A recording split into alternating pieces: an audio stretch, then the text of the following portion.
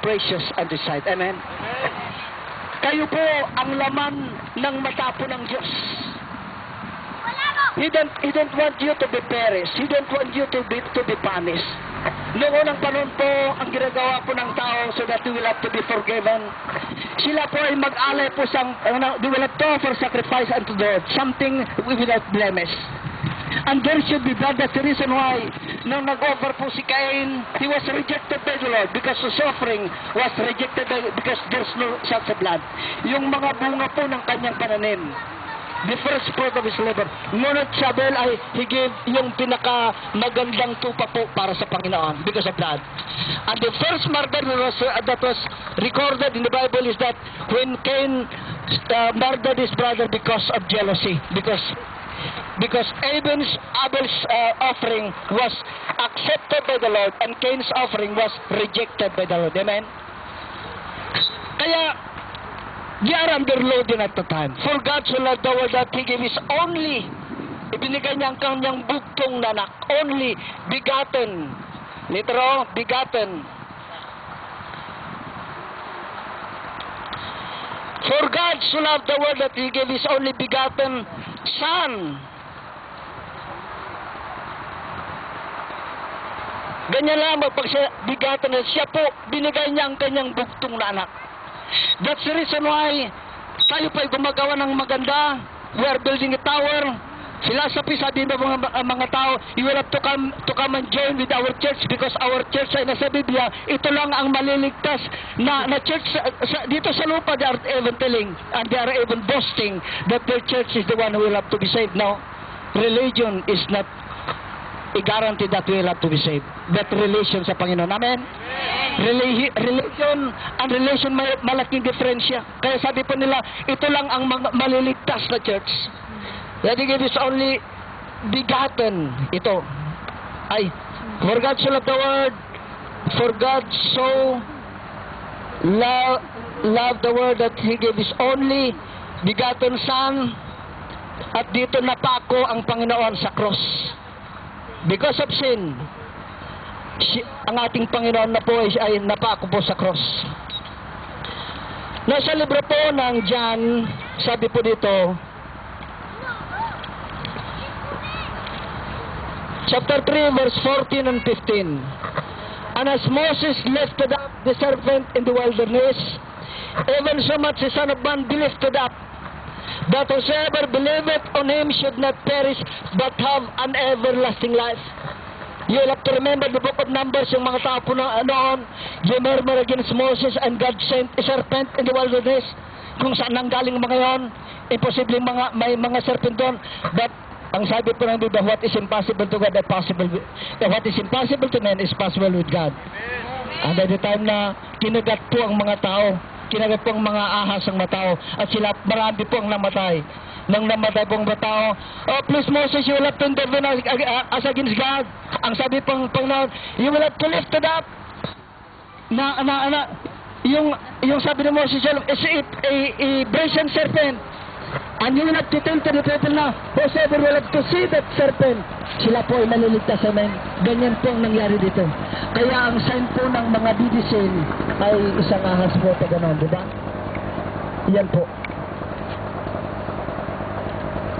Sabi po naman sa unang Timoteo 5, for there is one God, one mediator between God and man, the man Jesus Christ.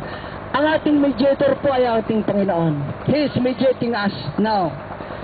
For God so loved the world is only begotten that whosoever believeth, ito ay yung hagdan na papuntas po sa langit. Ito ay H. Believeth on Him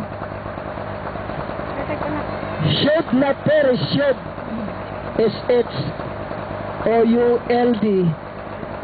Oh. Perish para magandang. P-R-I-S-H. But have everlasting life. Amen. Yan po ang upang whosoever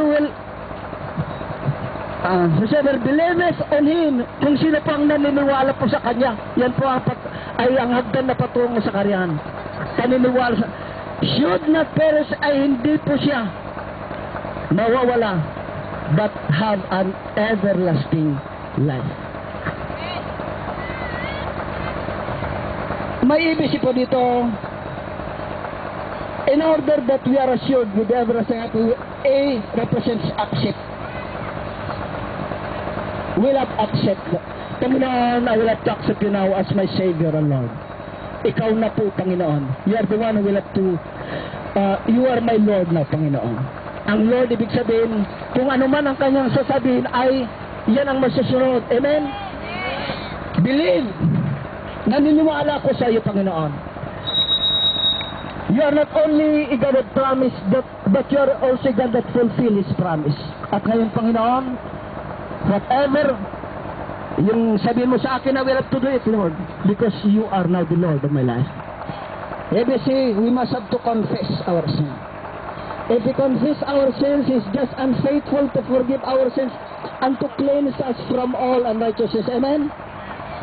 May dalawang tao sa mundo nito, represented yung puso nito. May mga tao na may Jesus na sa kanilang puso, may Jesus na, at ang tao po yung self pa rin ang siyang umiiral po sa kanila. Ang ibig sabihin, sila po ang masusunod. Kaya sa araw ito, with this small presentation for a few minutes, at least, naintindihan po natin at maalala po natin na ang ating Panginoon na siyang, He is taking up the control of life.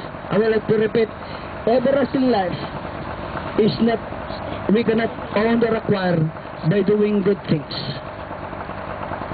We cannot acquire by mga tinatawag na philosophy, but whatever, ang Diyos po ang siyang gumawa po ng paraan dahil ang iniibig po niya tayo. Amen? Dahil ang Diyos po ang siyang binigay niya ang kanyang bugtong na anak, namatay po siya. Ang sakripisyo po, whenever, at the time of the Old Testament, ang sakripisyo ay dapat mamatay. Dapat may blood yun. That's the process. The process is he will have to offer into the golden altar and praying for that person na nandun sa tinatawag na altar of incense. At doon po natin, whosoever believeth on Him should not perish but have an everlasting life. Sa araw ito, we'll have to close our service and we'll have to Pastor Nadio, can we sing once more that song, I Worship You? Almighty God, then after that, we shall we all stand and then we'll have to close it through prayer. Then after that, we'll have to proceed to the games already.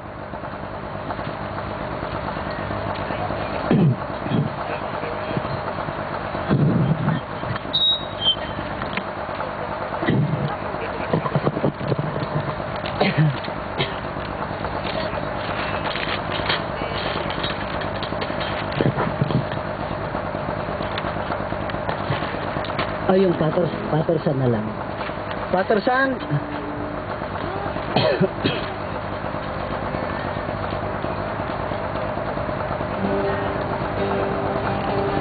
Dalaw tayo.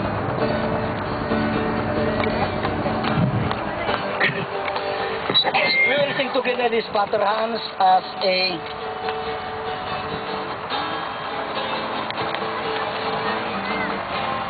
hindi, ilagay mo yan.